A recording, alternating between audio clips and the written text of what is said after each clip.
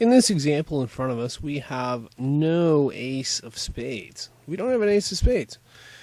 So the question is, how do we move this queen of clubs so we can see what cards are under that pile?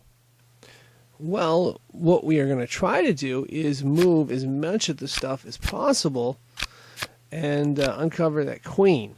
We're going to have to go back and forth with the cards. As you can see, I'm right-clicking on everything and nothing is going on top. So I got to do some maneuvering here to get this out.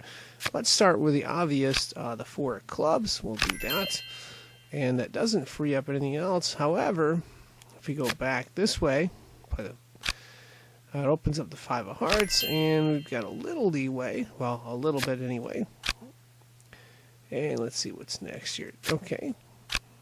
Right-click there, and we're going to slowly work our way up until we get this queen of clubs out, and hopefully keep our fingers crossed that we have this solved. So let's move that there. If you got 3 piles, you can do a lot of maneuvering in situations like this.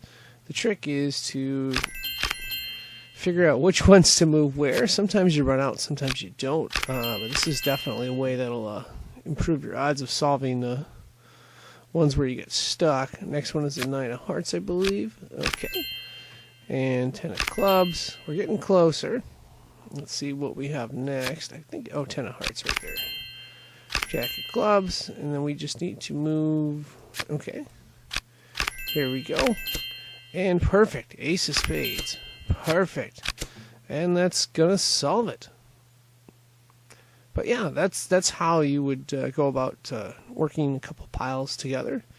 Hopefully this helps out a little bit. And that is going to wrap this up. I am signing out. I would like to thank you for watching, and of course, wish you good luck in your play.